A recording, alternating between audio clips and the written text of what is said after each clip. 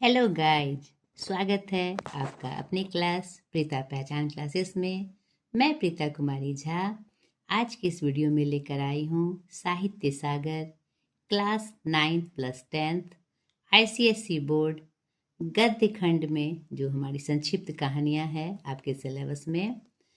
पाठ 7 संदेह जयशंकर प्रसाद जी की एक महत्वपूर्ण कहानी जो एक नए सिरे मतलब कि एक समाज के एक हमारा जो स्वभाव है, जो नेचर है, उसके बारे में हमारा परिचय कराया है। संदेह एक छोटा सा शब्द लेकिन बहुत ही गहरी भूमिका रखता है हमारे जीवन में। और यह संदेह कभी कभी क्या करता है, हमारे जीवन को अस्त व्यस्त कर देता है और हम बहुत सारी गलतफहमियों का शिकार बना देता है। तो बहुत ही जो समसामयिक थीम है, जो विषय वस्तु है, वो उनको लेकर आए हैं और ये आज बहुत ही प्रासंगिक है। जयशंकर प्रसाद जी जो छायावाद युग के प्रमुख कवि एवं रचनाकार थे और आधुनिक काल के, इन्होंने किसी भी विषय वस्तु को बहुत गंभीरता से उकेरा है और बिल्कुल यथार्थ वर्णन किया है। ये छायावाद काल के कवि हैं और इनका जो संबंध था, इनका जो लेखन का जो शैली था, जो विषय वस्तु थी, वह बहुत ही करीब हुआ करती थी। बहुत करीबी से ये भी किसी भी विषय वस्तु को मतलब आंकते भी थे और रचना के माध्यम से उसकी व्याख्या भी करते थे। तो चलिए आज के इस क्लास में हम देखें लेखक परिचय, उसके बाद पाठ परिचय या कहानी की व्याख्या, यानी इस कहानी से क्या संदेश या क्या विषय वस्तु इसमें छुपी हुई है, इससे हमें क्या प्रेरणा मिलती है या क्या संदेश मिलती है। और फिर प्रश्न प्रारूप को भी हम देखेंगे, किस प्रकार से प्रश्न पूछे जा सकते हैं, मतलब कौन सा मतलब कि कैसे रूप में प्रश्न पूछे जा सकते हैं। तो चलिए स्टार्ट करते हैं जयशंकर प्रसाद जी के परिचय से। जयशंकर प्रसाद आधुनिक हिंदी साहित्य के छायावाद धारा युग के प्रमुख कवि, नाटककार और उपन्यासकार। इन्होंने हिंदी साहित्य के हर विधाओं में लेखन किया है। विशेष रूप से ये कवि, नाटककार, उपन्यासकार के रूप में जाने जाते हैं। छायावाद के 4 स्तंभों में एक प्रमुख स्तंभ है। ये छायावाद के 4 प्रमुख स्तंभ हैं, आपको पता है। सुमित्रानंदन पंत, सूर्यकांत त्रिपाठी निराला, जयशंकर प्रसाद और महादेवी वर्मा जी, जिन्होंने कविता, नाटक, कहानी, उपन्यास और निबंध सहित विभिन्न साहित्यिक विधाओं में उत्कृष्ट योगदान दिया। ठीक है। इनका जन्म 30 जनवरी 1889 वाराणसी उत्तर प्रदेश में हुआ। इनके पितामह बाबू शिवरतन साहू, सुंगनी साहू जैसे परिवार में इनका जन्म हुआ था। पिता बाबू देवी प्रसाद जी, माता बिंदेश्वरी देवी। शिक्षा घर पर ही संस्कृत, हिंदी, उर्दू और फारसी का अध्ययन किया। ये एक समृद्ध परिवार से थे, लेकिन कम उम्र में माता पिता के देहांत के कारण अपनी पढ़ाई को आगे नहीं बढ़ा पाए। इनकी प्रमुख रचनाएं महाकाव्य के रूप में कामायनी 1936, जिसके लिए इन्हें साहित्य के सम्मान से भी सम्मानित किया गया। काव्य के रूप में आंसू, लहर, झरना, कानन कुसुम, प्रेम पथिक, चित्राधार आदि इनके प्रमुख काव्य हैं। कविता, नाटक के रूप में स्कंदगुप्त, चंद्रगुप्त, झूश्वामिनी, अजातशत्रु आदि ऐतिहासिक नाटक को इन्होंने अपने लेखनी में स्थान दिया और इतिहास से हमारा परिचय कराया, जो कि प्रामाणिक रूप में है। उपन्यास के रूप में कंकाल, तितली, इरावती इनके प्रमुख उपन्यास हैं। कहानी संग्रह में आकाशदीप, जो कि बहुत ही प्रसिद्ध कहानी है, आंधी, प्रतिध्वनि, इंद्रजाल आदि। निबंध, काव्य और कला तथा अन्य निबंध के रूप में यहाँ पर प्रामाणिक रूप से इनकी रचनाएं उपलब्ध होती है। पुरस्कार एवं सम्मान के रूप में मंगला प्रसाद पारितोषिक कामायनी के लिए 1938 ईस्वी में इन्हें प्राप्त हुआ। हिंदी साहित्य सम्मेलन प्रयाग द्वारा। ठीक है।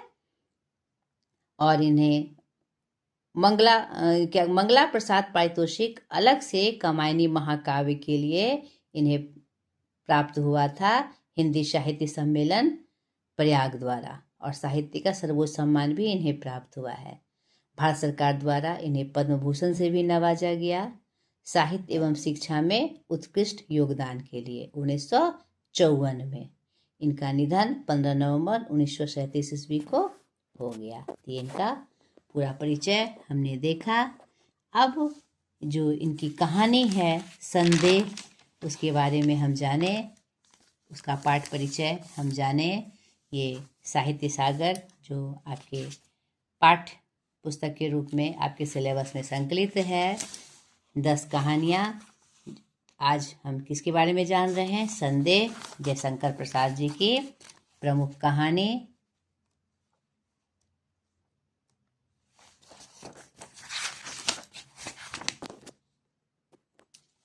ये कहानी है।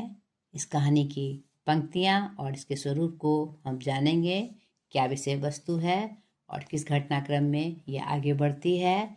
तो पहले इस कहानी का परिचय हम जान लें अपने शब्दों में। यह एक मनोवैज्ञानिक कहानी है जो बताती है कि संदेह व्यक्ति को मानसिक और भावनात्मक पीड़ा देता है। इस कहानी के मुख्य पात्र राम निहाल, जो कहानी में निहाल नाम से बहुत बार कहानी के नाम में आए हैं, के मन में मनोरमा और श्यामा के प्रति, जो इस कहानी की प्रमुख स्त्री पात्र हैं, प्रति संदेह और भ्रम की स्थिति उत्पन्न होती है, जिससे उसकी मानसिक स्थिति खराब हो जाती है। कहानी दिखाती है कि किस तरह संदेह व्यक्ति के सोचने के तरीके को संकुचित कर देता है। कहानी के अंत में श्यामा राम निहाल के भ्रम को दूर करती है और उसे सत्य से अवगत कराती है। यह कहानी मानसिक भ्रम शक की मनोवैज्ञानिक कहानी है, जिसमें पात्रों के संदेह को दर्शाया गया है। तो संदेह कहानी के प्रमुख पात्र हम जान लें, ताकि जो उसकी विषय वस्तु होगी और जो क्या कहते हैं संवाद होंगे, उसको हम समझ सके। और सर्वप्रथम मैं आपको ये कहूँगी, इस कहानी को पढ़ लीजिएगा। ठीक है। आपको अच्छे से किसी प्रश्न के प्रति अगर आपको पकड़ मजबूत करनी है तो उस विषय वस्तु की पूरी जानकारी आपको रखनी होगी। तो एज ए एग्जामिनी आपको इस कहानी को अच्छे से पढ़ना है। ठीक है, अच्छे से तैयारी के लिए। तो जो प्रमुख पात्र हैं कहानी का, नायक राम निहाल, जो नौकरी की तलाश में रहता है और श्यामा के घर किराएदार है। वह श्यामा से एक तरफा प्यार करता है। वह मानसिक रूप से क्या कहते हैं, और मतलब क्या है, अपरिपक्व है। ठीक है, यहाँ पर थोड़ा सा राइटिंग में थोड़ा सा शॉर्ट हो गया है। अपरिपक्व और क्या है, भ्रमित है। श्यामा एक समझदार, दयालु और विधवा स्त्री है, जो राम निहाल को अपना शुभ चिंतक मानती है। मनोरमा कहानी में एक अन्य महत्वपूर्ण महिला पात्र। वह अपनी विपत्ति में राम निहाल से मदद मांगती है, लेकिन राम निहाल को कुछ और ही संदेह होता है। चौथा, मोहन बाबू, मनोरमा के पति, जो मानसिक रूप से अस्थिर हैं और अपनी पत्नी पर संदेह करते हैं। ठीक है, यहाँ पर उनका भी छोटी सी भूमिका है, देखेंगे हम कहानी के माध्यम से। ब्रज किशोर, राम निहाल के परिचित और मनोरमा के पति के रिश्तेदार, जिनके माध्यम से मनोरमा और मोहन बाबू का राम निहाल के जीवन में प्रवेश होता है। और यहाँ पर ब्रज किशोर, जो मनोरमा की पति मोहन बाबू के संपत्ति मोहनलाल नाम से उनको जाना गया है। मोहन बाबू, यहाँ पर मैंने लिखा, वह मोहन लाल के संपत्ति के तरफ उनका क्या कहते हैं आकर्षण है। वह चाहते हैं कि पूरी तरह से मोहन बाबू एकदम मानसिक रूप से अस्वस्थ हो जाए, ताकि उनकी संपत्ति उनको प्राप्त हो जाए। यहाँ पर कहानी में वह उस स्वरूप को भी दिखाया गया है। तो चलिए अब हम कहानी की पंक्तियों के माध्यम से इसे हम और स्पष्ट जाने कि कहानी की विषय वस्तु क्या है और कैसे घटनाक्रम में ये कहानी आगे बढ़ती है। तो पात्र का परिचय हमें हो ही गया। तो राम निहाल जो कहानी का प्रमुख पात्र है और नायक है इस कहानी का, वह क्या है, कहानी की शुरुआत होती है कि अपने बिखरे सामान को बांधने में लगा हुआ है और इसमें जो उसके रूम की जो स्थिति है, उसके कमरे की जो स्थिति है उसका चित्रांकन है और वह खोया खोया सा है। और इसी क्रम में अपने सामान को बांधने के क्रम में उसके हाथों में कागजों का बंडल है जिसे संदूक में रखने से पहले वह खोलना चाहता है, लेकिन पढ़ने की इच्छा नहीं होती है और जाने क्यों हिचक रहा है और मन कर रहा है जैसे किसी भयानक वस्तु से बचने के लिए बालक कोई रोकता हो। यहाँ पर इन पंक्तियों के माध्यम से यहाँ पर यह दिखाया गया है कि राम निहाल के मन में बहुत प्रकार का संदेह रहता है। दो स्त्री पात्र उसके जीवन में महत्वपूर्ण भूमिका निभाते हैं, एक मनोरमा एक श्यामा। श्यामा जिसके हम वहाँ किराएदार में मतलब किराएदार के रूप में रहते हैं, वो मकान मालकिन है वो उनकी, और मनोरमा एक स्त्री पात्र है जिससे वह संजोगवश उसकी मुलाकात हो जाती है। तो उसे लगता है कि मनोरमा उससे प्रेम करती है और उसको अपने तरफ आकर्षित करने के लिए उसे पत्र लिखती है और अपने पति को छोड़कर वह उससे प्यार करती है।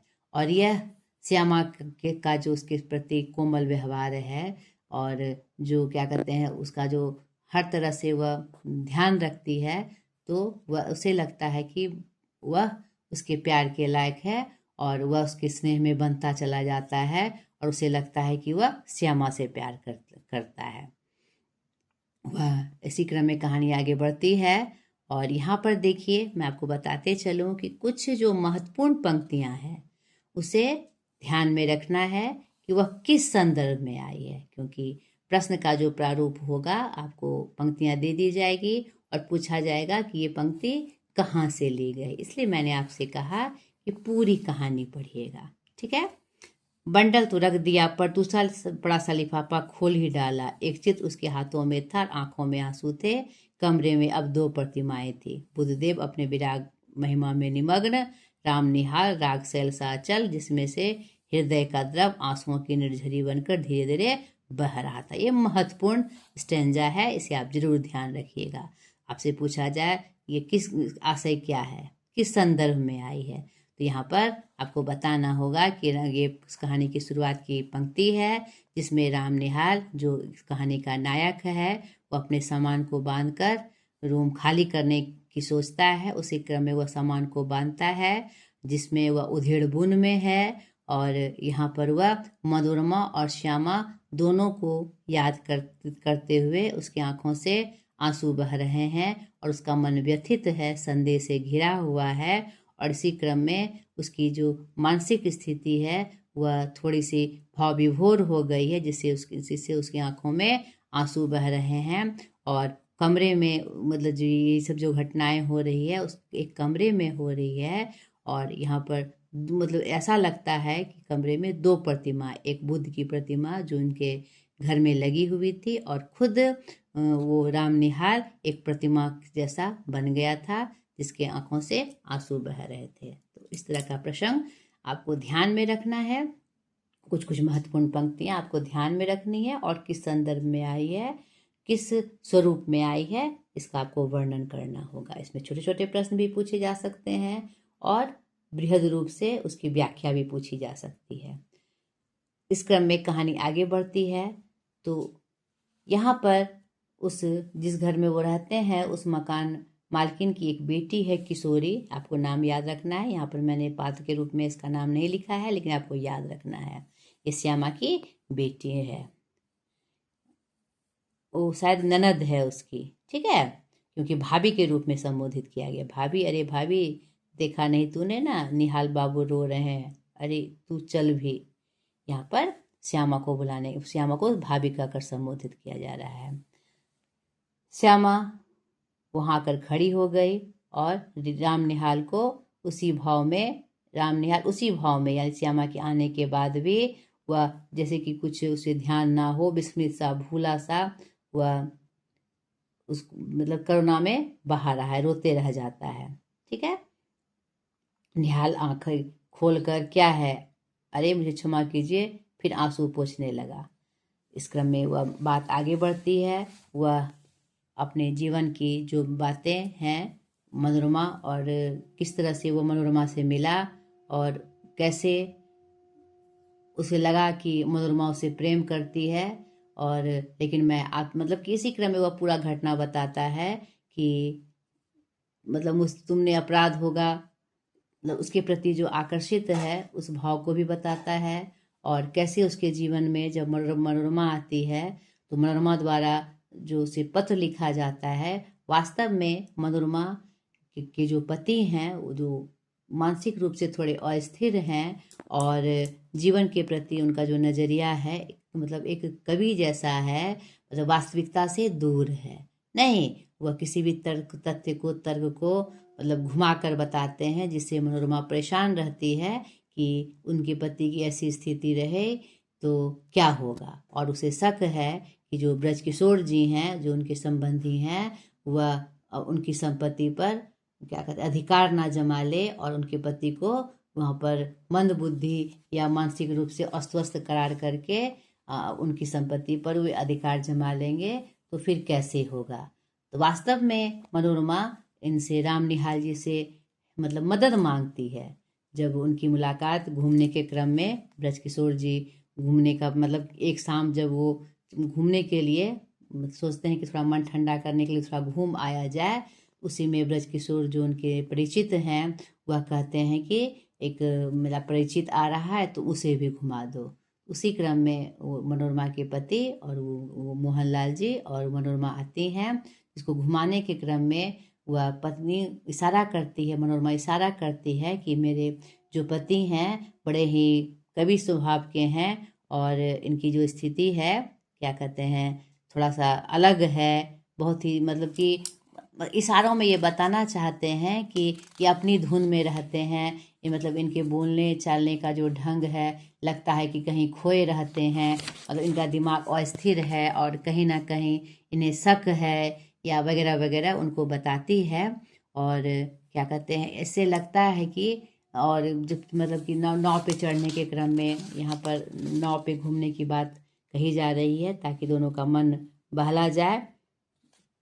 ठीक है। तो बाजरा, बड़ा नाव को कहते हैं बाजरा, के क्रम में जब वो घूमने जाते हैं आपस में स्वीकार कर लेते हैं ये कि ठीक है मैं घुमा आऊँगा मनोरमा और मोहनलाल जी को ब्रजकिशोर के आग्रह पर।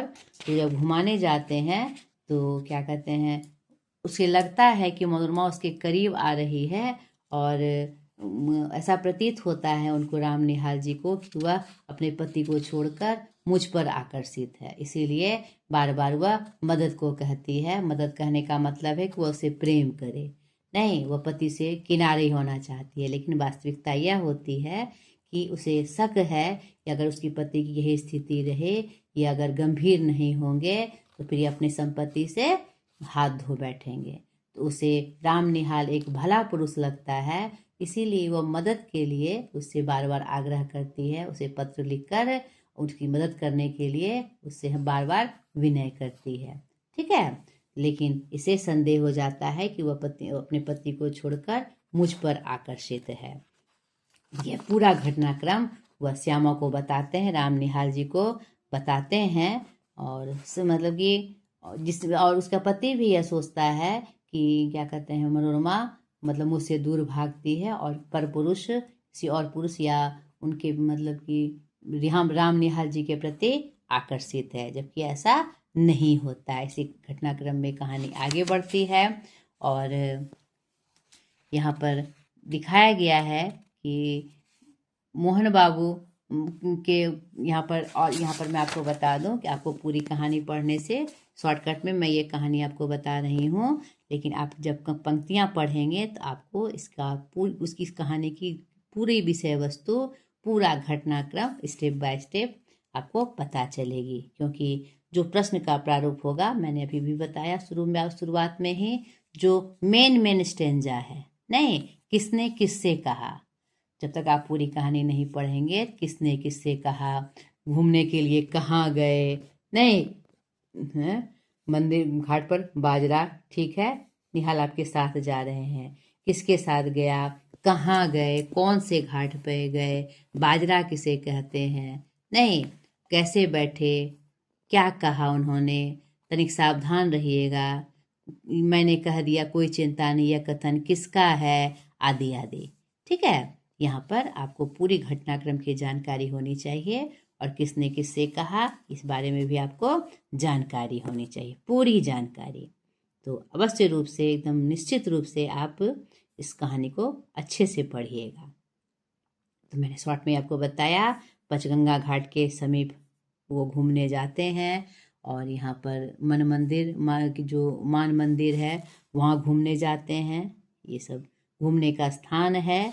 नहीं, इसी क्रम में उसके पति मोहनलाल की जो विक्षिप्त स्थिति है उसका वर्णन है और यहाँ पर संदेह कि मनोरमा उसके प्रति आकर्षित हो गई है और उसका पति बोलने के क्रम में बहुत बातें कह जाता है, उसका भी वर्णन यहाँ पर है। ठीक है, और कुछ कुछ बातों को घुमाकर बोलना जिसमें मनोरमा घबरा कर उसे चुप रही, आपकी तबीयत बिगड़ गई है, क्यों शांत हो जाऊं, राम निहाल को देखकर चुप रहूं, वह जान जाए, इसमें मुझे कोई भय नहीं, तुम लोग छिपाकर सत्य को छलना क्यों बनाती हो। मोहन बाबू के श्वासों की तीव्र गति हो उठी। मनोरमा ने हताश भाव से मेरी ओर देखा। वह चांदी रात में विशुद्ध प्रतिमा से निश्चेष्ट हो रही थी। ये देखिए, ये स्टेंजा भी बहुत महत्वपूर्ण है।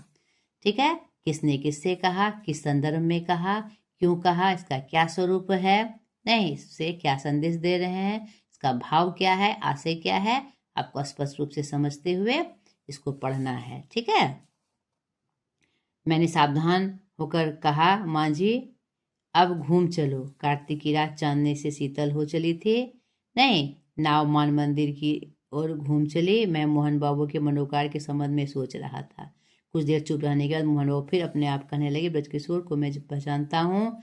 मनोरमा, उसने तुम्हारे साथ मिलकर जो षड्यंत्र रचा है, मुझे पागल बना देने का जो उपाय हो रहा है, उसे मैं समझ रहा हूँ। तो ओह, आप चुप ना रहेंगे, मैं कहती हूँ यह व्रत का संदेह आप मन से निकाल दीजिए या मेरे लिए संख्या मंगा दीजिए, छुट्टी हो जाए। संख्या मतलब 20।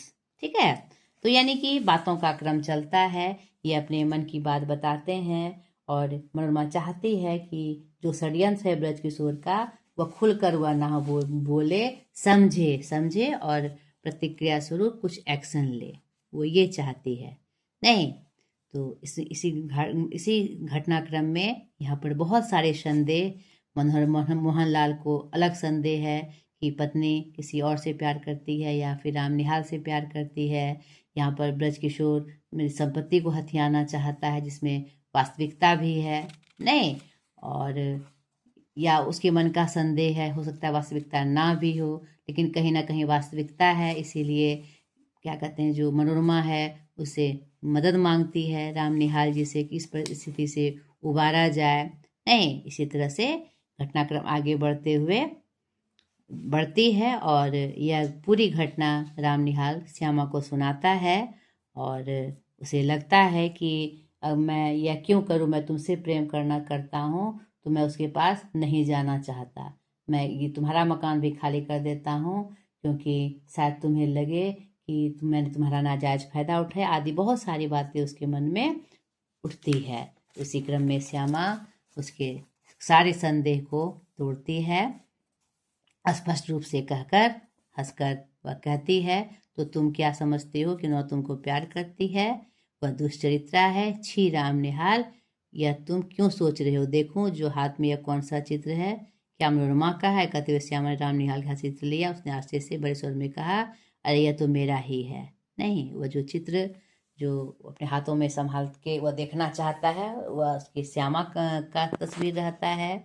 यहाँ पर मनोरमा के प्रति जो उसका विचार था उसे भी वह स्पष्ट करती है और उसके भ्रम को कि मैं तुमसे प्यार करती हूँ या तुम मुझसे प्यार करते हो, यह भी उचित नहीं है और उसको मनोभावों को खींचकर उसके सारे संदेह को मिटाती है और स्पष्ट करती है कि मनोरमा सिर्फ एक अच्छे व्यक्ति के रूप में तुमसे मदद चाहती है, तुम सहायता के लिए तुम्हें बुला रही है। तुम जाओ और तुम सामान मत बांधो, यहाँ से मत जाओ। तुम्हारे अंदर जो ये विचार आ रहे हैं कि ये गलत हो रहा है और तुमने गलत किया, तो कहीं ना कहीं अगर तुम्हारे अंदर कुछ क्षोभ है या अतृप्ति दिख रही है या किसी प्रकार का कष्ट दिख रहा है कि ये गलत था, तो वह भी मन से निकाल दो। और नहाने के लिए उसे भेजती है, तुम वहाँ जाओ, पटने जाओ और वहाँ से उनसे मिल लो, उसकी मदद करो और तुम यहीं रहो, क्योंकि तुम्हें मतलब कि संरक्षण की आवश्यकता है, मेरे संरक्षण की आवश्यकता है। क्योंकि यहाँ पर श्यामा का एक महत्वपूर्ण किरदार दिखाई पड़ता है, एक समझदार स्त्री के रूप में उसका किरदार दिखाई पड़ता है। उसके मन में जो भ्रम हो गया है, उससे कहीं वह भटक ना जाए, दूसरी जगह जाकर वह और सशंकित ना हो जाए या कोई गलत कदम ना उठा ले। उसे अपने संरक्षण में ही रहने की सलाह देती है और एक अच्छे नागरिक के रूप में, एक अच्छे साथी के रूप में वो मनोरमा का भी साथ देने कहती है, क्योंकि मनोरमा का दृढ़ विश्वास है कि वह एक अच्छे पुरुष के रूप में उसका साथ अवश्य देंगे। इस तरह से श्यामा उसके सारे संदेह को तोड़ती है। बहुत ही सुंदर कहानी, बहुत ही संदर्भित कहानी। तो इसके पूरे घटनाक्रम को आप जरूर पढ़ लीजिएगा और किसने क्या पंक्ति किस संदर्भ में कही, इसकी जानकारी आपको अच्छे से रखनी है। ठीक है, तो प्रश्न उसी रूप में आएंगे, घटनाक्रम को रखकर, या सीधे सीधे भी प्रश्न पूछा जा सकता है, अवतरण दे के भी प्रश्न पूछा जा सकता है, किसने किससे कहा, इस तरह से प्रश्न पूछे जा सकते हैं।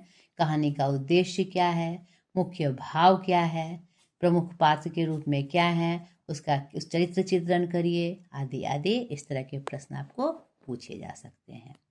तो आशा करती हूँ इस पाठ के लिए मैं आपकी सहायक हुई होंगी। अगले वीडियो में फिर एक नए पाठ के साथ मैं हाजिर हो जाऊंगी। आज तक के लिए इतना ही। बाय।